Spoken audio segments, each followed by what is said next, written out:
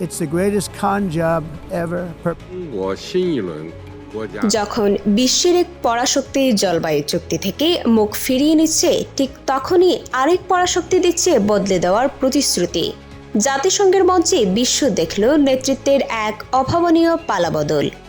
একদিকে আমেরিকা যখন তার শপথ গ্রহণের দিনেই প্যারিস জলবায়ু চুক্তি থেকে বেরিয়ে যাওয়ার ঘোষণা দিচ্ছে এবং জলবায়ু পরিবর্তনকে প্রতারণা বলছে, ঠিক সেই মুহূর্তে চীন দিচ্ছে ইতিহাসের সবচেয়ে বড় কার্বন নির্গমন কমানোর প্রতিশ্রুতি। জাতিসংঘের প্রেসিডেন্ট শি জিনপিং ঘোষণা করেছেন 2035 সালের মধ্যে চীন তার গ্রিনহাউস গ্যাস নির্গমন সর্বোচ্চ পর্যায় থেকে 7 থেকে 10% কমিয়ে আনবে।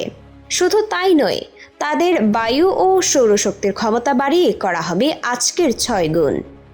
চীনের প্রধানমন্ত্রী যখন বলছেন দেয়াল তৈরি করলে সবাই পিছিয়ে পড়ে, তখন ট্রাম্প প্রশাসন সবুজ জ্বালানির তহবিল বন্ধ করে জীবাশ্ম জ্বালানি উৎপাদনে জরুরি অবস্থা জারি করছে।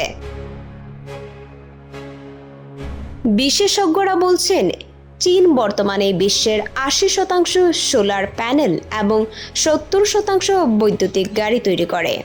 আমেরিকা যখন পিছু হটছে, তখন শক্তি রূপান্তরের অর্থনৈতিক নেতৃত্ব চীনের হাতে চলে যাচ্ছে।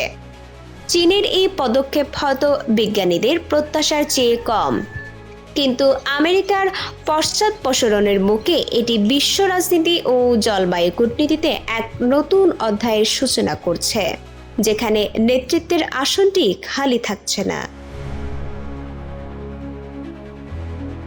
এই ধরনের গুরুত্বপূর্ণ আপডেট পেতে আমাদের সঙ্গে থাকুন। বিজিএন টিভি 24 সংবাদ, যেখানে বিশ্বস্ততা সেখানে।